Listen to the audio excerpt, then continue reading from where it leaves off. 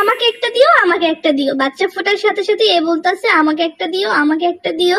ও বলে আমাকে একটা দিও। আমি বুঝতে পারতাছি না যে আমি কয়জনকে আসলে এই বাচ্চাগুলো দেবো। আর দ্বিতীয় কথা হচ্ছে বাচ্চা খুবই অল্প ফুটেছে, আর বাচ্চা অল্প ফুটেছে আর আমি অনেক কষ্ট করে ফেলেছি, তাই ফ্রিতে দেওয়ার তো কোনো প্রশ্নই আসছে না। আর এইখানে কতটুকু খাবার, এই যে এই ফুডটা কতটুকু খাবার, এখানে দেখা যাচ্ছে প্রায় 100 গ্রামের মতন খাবার হবে। এই খাবারটার প্রাইস হচ্ছে 200 টাকা আসলে। আর এই খাবারটা প্রায় অল্প দিন যাবে, কারণ এখানে পরিমাপ খুবই কম আছে। আসলে পাখি পালতে গেলে, বিশেষ করে ককাটেল বা যেগুলো পাখিগুলো বিদেশি পাখি, এগুলো পালতে গেলে প্রচুর পরিমাণের খাবারের দরকার, আর সেই খাবারের প্রাইস অনেক বেশি হয়ে থাকে। এক একটা পাখি পালতে গিয়ে প্রায় 500 থেকে 600 টাকা করে প্রত্যেক মাসে খরচ হয়ে যায়। তাহলে যেখানে আমার প্রত্যেক মাসে 500 থেকে 600 খরচ হচ্ছে, সেখানে ফ্রিতে কিভাবে দিয়ে দেয়? একজনের কথা শুনলে আসলে আমার মাথা ঘুরে যায়। সবাই বলে ফ্রিতে দিয়ে দাও, ফ্রিতে দিয়ে দাও, আমাকে একটা দিও। আসলে কিভাবে হয়? আর দেখো কত কষ্ট করতে হয়। এইখানে আমি এই যে গাজরটাকে কুচি করে নিয়েছি, কুচি করে নেওয়ার পর এইখানে আমি এই যে সুন্দর করে প্যাকেটের যে খাবারটা থাকে সেটা অল্প পরিমাণে দিয়ে মিক্স করে নিয়েছি। এতে খাবারের টেস্টটা বেশি বাড়বে, আর পাখি বেশি বেশি খাবে, আর বেশি বেশি খেলে বাচ্চাও খুব তাড়াতাড়ি বড় হবে।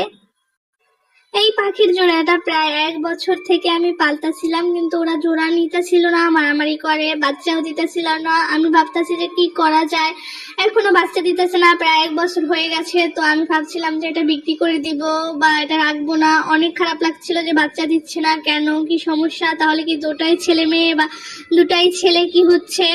এরপর আমি পাখির দোকানে নিয়ে যাই, ওখান থেকে জিজ্ঞাসা করি যেটা দুটোটাই ছেলে মেয়ে নাকি। ওরা বলে যে না, দুটোটাই ঠিক আছে, একটা ছেলে একটা মেয়ে। এরপর বক্স লাগিয়ে দেওয়া, এবং বক্স লাগানোর প্রায় 2-3 মাস পর ডিম দেওয়া, ডিম দেওয়ার পর প্রায় 21 দিন পর ডিম ফোটা। সব মিলে কিন্তু পাখির প্রতি অনেক কষ্ট করতে হয়। তারপর তো সফট ফুড, সফট খাবার, তারপর এটা কিনে খাওয়াতে হয়, ওটা কিনে খাওয়াতে হয়, খাঁচা পরিষ্কার করতে হয়, সব নিয়ে কিন্তু অনেক কষ্ট করতে হয় একটি পাখি পালতে গেলে।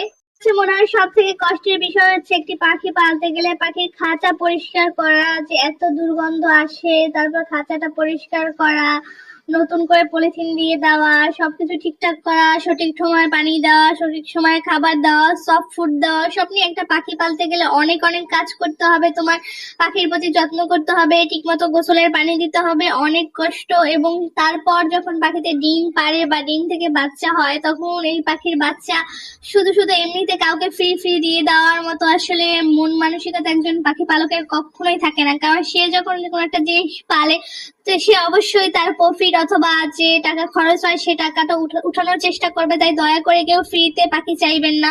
ফ্রিতে পাখি চাইলে নিজের কাছেও খুব খারাপ লাগে।